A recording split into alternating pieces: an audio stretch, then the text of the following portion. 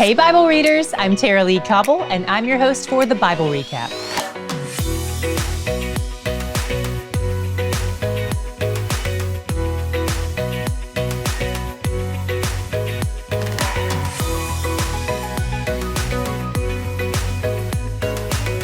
Yesterday, the exiles who returned from Babylon started rebuilding the temple in Jerusalem, and today that comes to a screeching halt. It starts out subtle. First, a few of Israel's enemies try to throw a wrench into the plan to rebuild. The Israelites have been gone for decades. Then all of a sudden they show back up to rebuild the ruins in the land these people have lived in for maybe all of their lives. This doesn't set well with their enemies who live there, of course, so the enemies hatch a plan to put a stop to it. They're like, "Oh, you're rebuilding the temple to Yahweh? What a coincidence. It just so happens that we've been worshiping him too, so you should totally let us help." But Zerubbabel and Jeshua send them packing. They say Cyrus has commanded that only the Israelites who return from exile should rebuild it. When the enemy's plan A doesn't work, they go over the Israelites' heads. They start bribing officials and lying and scheming to put a stop to things. And it seems to work. The construction project is officially put on hold for something like 15 years. Maybe some of you feel this way about your road system. By the way, the extent of this delay kind of flies under the radar in the text because it's only evident if we pay attention to the different kings mentioned. A lot of what happens in chapter 4 isn't chronological. It's more of a parenthetical statement that just shows us this is not a one-time situation the Jews are dealing with. Their enemies have been persistent. For instance, here are a few of the other things chapter 4 says their enemies do to deter them. When a new king Ahasuerus begins his reign, the locals write him a letter to make sure he knows why they've asked for the construction project to be stopped. By the way, we'll read more about King Ahasuerus in the days to come, so remember his name. Then, when his successor Artaxerxes takes over the throne, the Israelites' enemies whip out their laptops again and continue their letter-writing campaign, making sure to highlight some of the negative aspects of the Jews while also flattering the king. Their letter basically says, "Those Jews who used to live over in Babylon that your people sent here, they're trying to take over.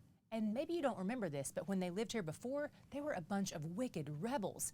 So we think you should shut down their construction project, because if they finish it, they will definitely not honor you. And look, we don't want to be gossips. I mean, we didn't really even want to say anything to begin with, but we just hate to see you disrespected like that. That's our primary concern." You don't have to take our word for it, though. If you do a Google search for Israelites, rebels is what will come up at the top. We promise. Okay, thanks, bye. Right away, King Artaxerxes hops on the Googler, and sure enough, the Jews are rebels. Oops. So he decides he needs to shut things down, just like the letter suggested. When Israel's enemies get the king's mandate in response, they rush right over to Jerusalem, and as 423 says, by force and power made them cease. I feel so defeated, but chapter 5 has better news for us. First, some prophets show up among the Jews and speak words of encouragement to them when their enemies start discouraging them. The prophets' names are Haggai and Zechariah. We'll read some of their words over the next few days when we drop in on their books. As a result, Zerubbabel and Jeshua, the current leaders of the returned exiles, rally the troops to start rebuilding. Meanwhile, the governor and his crew swing by Jerusalem one day, and they're like, "Hey, do you guys have a permit for this? And who are you anyway? Not a single one of you is wearing a hard hat." We don't get any information about what the Jews said in response until the next chapter. Verse 5 just says, "But the eye of their God was on the elders of the Jews." So the governor and his crew let them keep working for the time being. They decide to send it to the higher-ups for follow-up, namely Persia's new king Darius. The governor drafts his letter to the king, and it goes something like this. "We were just in Jerusalem, and we noticed that the Jews have a big construction project going. It's pretty impressive, honestly. We asked if they had a permit, and we asked who they are, and they just said, 'We are servants of the God of heaven and earth,' and that they're apparently rebuilding the temple. Apparently their ancestors built it a long time ago, but then they angered God, so he drove them into exile. Now they're saying that King Cyrus sent them back home and told them they could rebuild their temple, and that he actually gave them a bunch of vessels for it. Does any of that ring a bell? Could you double check the records to see if it's true, because we're really not sure how to proceed here." In chapter 6, Darius looks through all the archives. There's no Control F on ancient scrolls, so it probably takes a while to find this information. Finally, they find it in one of the storage rooms in the king's summer home in the mountains. That's not a joke. I'm just glad they kept looking. And when they find it, it reveals that not only had Cyrus given them the permit to rebuild the temple, but he also gave them permission to build it 6 times larger than before, then followed that by saying, "Let the cost be paid from the royal treasury." What?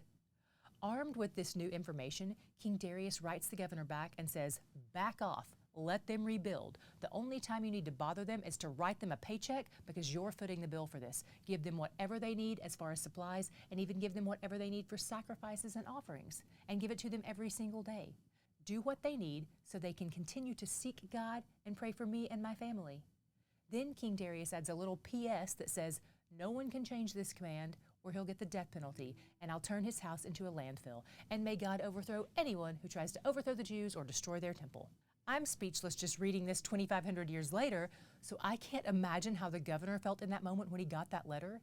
Can you imagine if people wrote laws like this today? This is one of the greatest clapbacks of all time, and it's a legal document. The governor did what he was commanded, and the Jews prospered in the land. The prophets Haggai and Zechariah continued to prophesy to the people, and the construction crew kept working until they finished the house of God and dedicated it to him with offerings and praise. Then they celebrated the Passover, 70 years after their exile, just like God promised. And what's more, this Passover wasn't just for the Jews. It was for anyone who had turned to worship Yahweh, Gentiles included. They were welcomed into the family of Israelites. This is huge. And I love what verse 22 says. The Lord had made them joyful and had turned the heart of the king of Assyria to them, so that he aided them in the work of the house of God, the God of Israel. We wrapped up today's reading with Psalm 137. It's one of the newest Psalms. It makes reference to Jerusalem's destruction, so we know it had to come after David's time. It recounts the time when they were exiles in Babylon, remembering life in Jerusalem. While it felt like torture to think about their homeland, it was also torture to think of forgetting their homeland. They asked God to punish their enemies and to bring justice. It ends with a pretty shocking expression of their anger and grief. And once again, the Psalms remind us that God can handle even our worst emotions. We can talk to him about even the feelings we know aren't true or right, because he's the one who can set our hearts on straight. What was your God shot today? I cannot stop thinking about that letter from King Darius to the governor. I also can't stop thinking about all the steps it took to get to that letter. If the enemy hadn't tried to stop the Jews from rebuilding, the Jews would have rebuilt, but they would have had to pay their own bills. Instead, God worked it out so that the enemy's efforts to thwart his plans actually resulted in a better outcome for his people. God's enemies deceive, frustrate, and accuse. They wield fear as a weapon, and if they can't stop you outright, they'll try to discourage you into quitting. But God, he says, I'll take their lies and their scheming and their manipulation, and I'll use them as tools to expose the truth, bless my people, and advance my kingdom. No one can pull off that kind of redemption story like Yahweh. He's where the joy is. If you have questions as you read, we have a whole group of people who are ready and willing to discuss those questions with you. It's our official Recaptain discussion group, and it's the brightest little corner of Facebook. I love to go on and read some of the threads because our Recaptain family is so encouraging and so supportive of each other, and they're smart too. I've even updated some of the episodes based on the things I've learned there. So if you search for it on Facebook group, you're going to find that it's a closed group. That's to help us protect privacy and to keep it healthy and thriving. But don't worry, once you create a Recaptain account, we'll be ready and willing to open the door for you. It's open to all levels of Recaptains, and it's our lowest priced tier. Check out today's description box for a link, or visit the website, thebiblerecap.com, and click on the Recaptains link.